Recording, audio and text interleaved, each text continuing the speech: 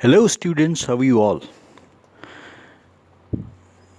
In our last lecture, we read some lines from Thomas Gray's Elegy written in a country churchyard. Let's continue the poem. Elegy written in a country churchyard, as we have already discussed, has been written by Thomas Gray, and Thomas Gray's friend Richard West, who died in 1742, can be seen as a driving force behind the creation of this elegy. Although this elegy became more universal in tone and in concerns, as it uh, as it expresses and articulates generalized emotions about the poor people, the rustic, the illiterate, and uneducated people of the villages of English villages of that time. So, poet Thomas Gray expresses his concerns over their poor lot. So, this can be taken as the beginning of romantic concerns and romanticism, the entry of the arrival of romanticism into English poetry.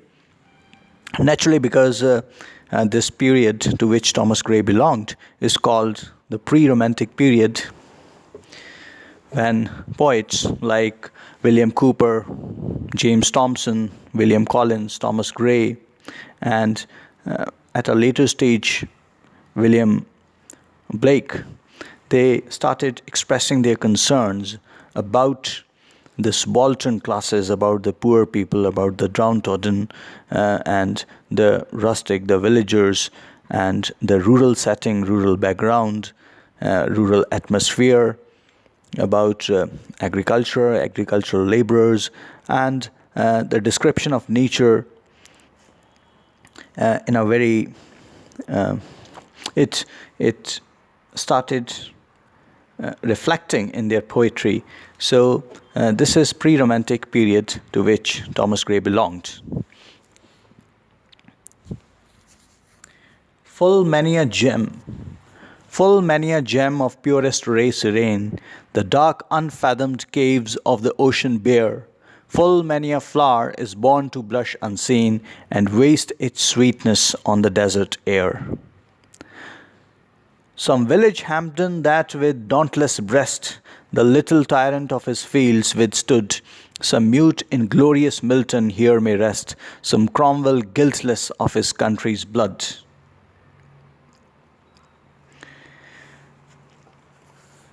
Full many a flower of purest ray serene, the dark unfathomed caves of ocean bare. Full many a flower is born to blush unseen and wastes its sweetness on the desert air. This is the most famous stanza in the elegy written in a country churchyard. It means that many people possessing exceptional talents and gifts live and die unknown because they find no opportunity to develop or display those gifts. The idea is illustrated with two very convincing examples. First, there are many exquisite gems, exceptionally bright and beautiful, that lie at the bottom of the immeasurably deep oceans. These gems remain unknown to mankind. Second, many beautiful flowers bloom in the wilderness where nobody can see their beauty or smell their fragrance. The flowers in the wilderness, as well as the gems in the depths of the ocean, remain unknown to the world. Likewise, there may have been among these humble dead lying in this country churchyard some individuals whose talents or gifts or potentialities remained undeveloped and unknown. In short, there may have been men in this village who never had an opportunity to show their hidden greatness. The idea of these lines is that because these people who are lying buried in this country churchyard, because they were poor and they had no access to education, they remained ignorant and they could not develop their talents. And if they could not develop their talents and if they could not prove their worth, And if they couldn't do anything exceptional or extraordinary in their life, and if they could not achieve name and fame in their life, it doesn't mean that they were talentless. They were like those very precious gems who lie in the dark caves of the ocean. And because they are not displayed on jewelry showrooms and shops, so that is why they have no value or price. But it doesn't mean that they are valueless. And they are also like those flowers who blush, who bloom in the desert, and because nobody goes there, so they are not visible to anybody. Nobody sees them, and nobody praises the beauty of those flowers, the scent, the fragrance of those flowers. So these villagers were like those gems and like those flowers. Some village Hampden that with dauntless breast the little tyrant of his fields withstood, some mute inglorious Milton here may rest, some Cromwell guiltless of his country's blood. So the poet here makes references to very eminent personalities of his time. Hampden, John Hampden. He was born in 1594 and died in 1643. And he belonged to Buckinghamshire. And he refused to pay the ship money which the misguided King Charles I was levying without the authority of Parliament. And Hampden was a cousin of the great Cromwell and was fatally stabbed in on Shalgrove Field. Hampden was the member of Parliament from Buckinghamshire. So thus the expression village Hampden. The village Hampden means that a person of great courage, just like Hampden, may also be found in these villages. It doesn't mean that courageous people like Hampden live only in cities. There are many more courageous people in villages as well. So, a person, a patriot like Hampden, bold enough to protest against unjust orders, can also be found in villages. With dauntless breast, without any fear in his heart. Dauntless means fearless, not frightened, who is not frightened. The little tyrant of his fields. The merciless taskmaster in the fields, little tyrant because the power of this tyrant extended over the fields, only thus a tyrant in his own small sphere. Some village Hampden, that with dauntless breast the little tyrant of his fields withstood, some mute inglorious Milton here may rest, some Cromwell guiltless of his country's blood. So it is quite possible that in this country churchyard, someone lies buried who was as bold as John Hampden and who fearlessly defied the cruel landowner under whom he had to work in the fields.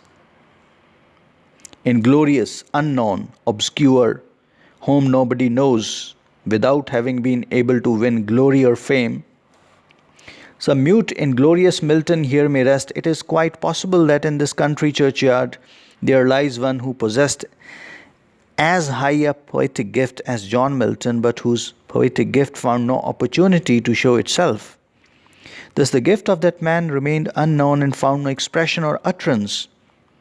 In other words, there may lie someone in this churchyard who, given the opportunity, could have equaled Milton in the sphere of poetry, but whose circumstances did not allow him to achieve anything. Cromwell. Now, Oliver Cromwell was born in 1599 and he died in 1658. He was also like Hampden, was a very courageous person. He was the great Puritan leader who rebelled against the authority of the king, Charles I. And at that time, a civil war took place between the royalist forces of Charles I and the republican forces of Oliver Cromwell. Charles I represented the court while Oliver Cromwell represented the parliament. So there was a tussle between the two forces, the royalist forces of King Charles I and the parliamentary forces of Oliver Cromwell. And when the civil war broke out, so Charles I was executed. It was a civil war in which great bloodshed occurred. The king was defeated, taken prisoner, and he was finally executed. The prejudice against Cromwell was extremely strong throughout the 18th century. It is another matter.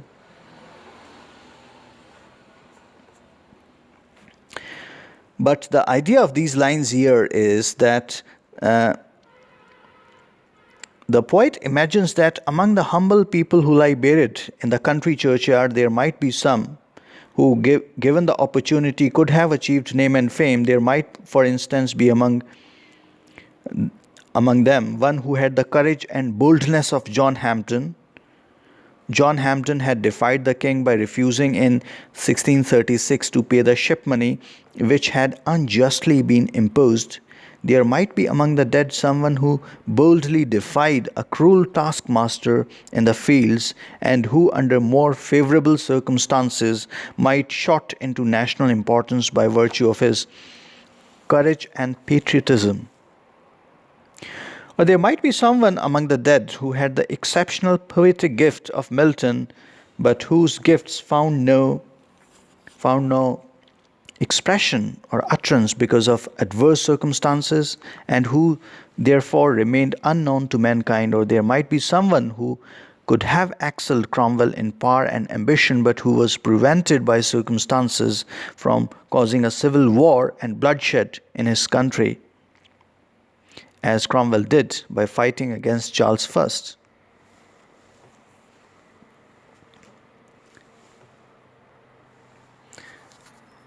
The applause of listening senates to command, the threats of pain and ruin to despise, to scatter plenty over a smiling land, and read their history in a nation's eyes.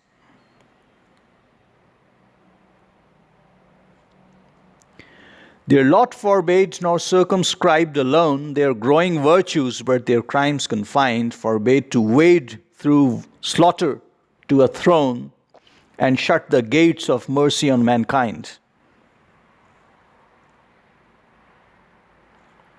The struggling pangs of conscious truth to hide, to quench the blushes of ingenuous shame, or heap the shrine of luxury and pride with incense kindled at the muse's flame. The poet says that these men lived unknown lives. Their destiny was obscure and did not permit them to do any great deeds or establish any spectacular records in any sphere. But if they had the opportunity, some of them might have become great politicians and statesmen. In that case, they would have addressed parliaments in one loud appreciation for their oratory. They would have treated with scorn challenges for enemies and threats of destruction from any quarter. They would have worked for the peace, happiness, prosperity of their country, and their efforts in this direction would have been reflected in the look of contentment and joy in the eyes of the nation. But none of these things was possible for them. They lived and died unknown. Their talents and abilities, if any, remained dormant and undeveloped. The obscure destiny of these humble people limited not only the growth of their virtues, but also the nature and extent of their crimes. Not only did they lack opportunities for the exercise and development of their natural abilities and gifts, but they had no occasion to do any wrongs to their nation or to the world. Thus, their humble destiny had its good side also. It prevented them from committing violence or fighting war or inflicting cruelties on mankind in order to establish empires. It was not possible for them to become tyrants and to cause bloodshed in order to gain a crown. Thus, the sphere of their life was too narrow either to allow any great and noble deeds or to permit any crimes and cruelties. And then it was a fashion at that time, in Gray's time, among the poets in those days to dedicate their works to some prominent and powerful persons who, by his patronage, could bring them into notice. Such dedications were often full of extravagant and exaggerated praise. Thus, poets in those days used to worship men of position and wealth. That is why luxury and pride, these two things, these two concepts have been personified here. With their poetic offerings, just as we at the time of divine worship burn the incense and put flowers, sweets, or money at the shrine, at the feet and image of a god. These humble persons who lie buried in the country churchyard did not, however, have to humiliate and degrade themselves thus. They were spared this degradation because their poetic gifts, if any, remained unseen and undeveloped.